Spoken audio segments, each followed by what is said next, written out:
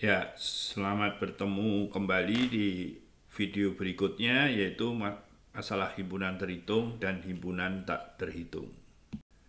Nah, di video ini saya tidak akan menjelaskan secara lengkap mengenai himpunan berhingga dan lain sebagainya. Saya hanya mau mengatakan bahwa himpunan terhitung itu seperti bilangan asli ya. Jadi 1, 2, 3 dan seterusnya.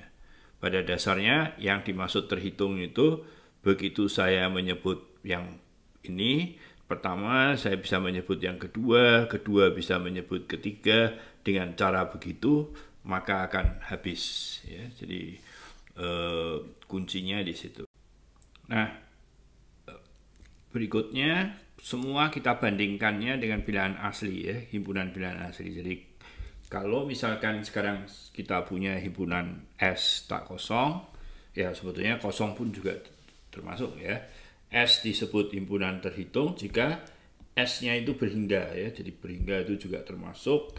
Atau yang tak hingga banyaknya ada bijection, ada pemetaan satu-satu dan pada ya. Jadi F-nya dari N ke S dan ini bijection. Jadi artinya adalah saya F inverse itu dari S ke N juga pada onto juga ya. Jadi memberikan kesan bahwa S dan N itu sama banyaknya.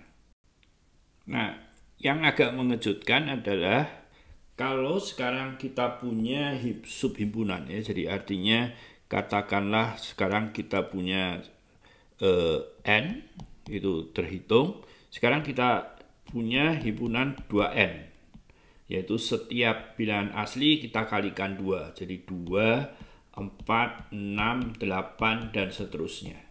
Nah, ini juga terhitung ya. Nah, bagaimana melihatnya?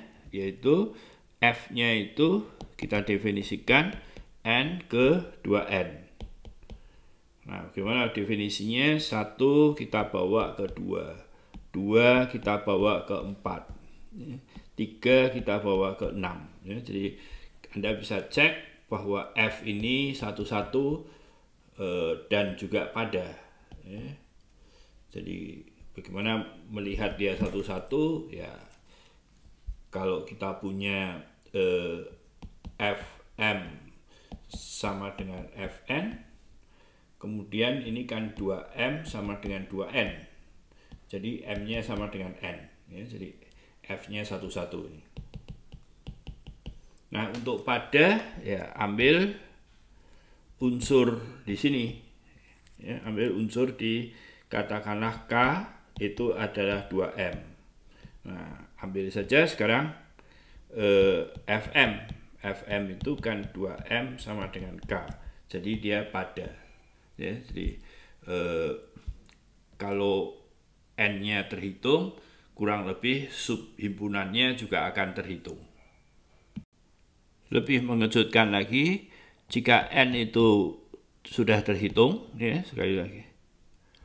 Kemudian kita tambahkan, katakanlah saya punya himpunan baru S akar 2, 1, 2, 3 dan seterusnya. Ya, jadi saya tambah satu unsur. Jadi sebetulnya kalau ditambah berhingga unsur juga akan sama saja. Nah, kita bisa mendefinisikan N ke S. Gimana caranya? 1 ke akar 2, 2 ke 2, 3 ke 3 dan seterusnya ya. Kita bisa uji bahwa F-nya itu satu-satu dan juga pada. Jadi kita lihat bahwa S-nya itu menjadi terhitung ya. Jadi secara umum nanti kalau saya punya himpunan terhitung N misalkan digabung dengan himpunan yang berhingga banyaknya K itu misalkan, maka himpunan S ini juga terhitung. Sifat lain adalah himpunan S cross N itu juga terhitung ya. Jadi kalau ini adalah MN gitu, dengan MN itu masuk sebagai bilangan asli, maka ini juga terhitung. Bagaimana melihatnya? Kita mulai dengan 11, kita tulis saja semua, 12, 13, 14 dan seterusnya. Kemudian di sini 21, 22, berapa?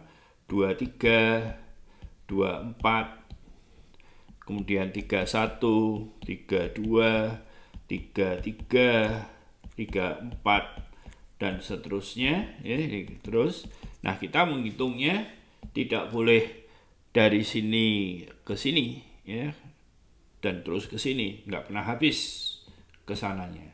Nah, caranya menghitung gimana agar habis? Pertama ini misalnya, setelah itu ini. Nah, ini kita lari ke sini, ini. Setelah itu lari ke sini, ini. Kita hitung ke sana, ini.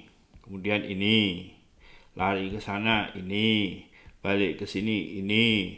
Ke sini, ini. Lari ke sini, ini. Dan terus ke bawah, naik lagi ke atas ya. Jadi, kita bisa melihat bahwa N cross N itu juga terhitung. Karena ini nomor 1, nomor 2, 3, 4 ya, dan seterusnya. Oke. Nah, dengan cara seperti ini, karena Q itu adalah MN, jadi menulisnya seperti itu kan, seperti di atas, MN itu bilangan asli begitu ya. Nah, ini juga yang positif saja dulu ya. Jadi Q ini juga terhitung ya, karena sifat yang tadi itu ya. Hanya akan ada bentuk yang sama ya, 11, 22, 33, tapi tidak masalah karena yang sama itu nanti akhirnya ini sebetulnya adalah bisa dipandang sebagai subset murni ya, subset murni dari N cross N. Jadi dia terhitung. Nah, berikutnya lagi adalah jika A, B terhitung. Apakah dia ada yang sama atau tidak masalah. A gabung B itu juga terhitung. Ya, kalau ada yang sama nanti kita hanya melihat subsetnya saja. Jadi A terhitung artinya anggota dari A itu bisa kita tulis begini. A1, A2, A3 dan seterusnya. Dan B juga karena terhitung, saya bisa menyebut dia nomor 1 mana, nomor 2 mana, nomor 3 mana, begitu. Nah, sekarang untuk melihat A gabung B itu ya seperti tadi, artinya kita bisa menghitung banyaknya anggota ini. Jadi kalau mau tidak tanpa ditulis lagi, sekali lagi menghitungnya tidak boleh begini, terus begini, terus begini, terus sampai ke sana, nggak pernah habis. Nah, caranya menghitung gimana? Mulai dengan A1, kemudian B1, naik ke sana A2, B2, A3, B3, demikian seterusnya ya. Jadi dia bisa kita hitung sampai habis ya. Jadi begitu ya. Jadi kalau dia ada yang sama ya berarti pernah dihitung double. Tapi kita tahu bahwa kalau dia terhitung maka subhimpunannya juga terhitung ya.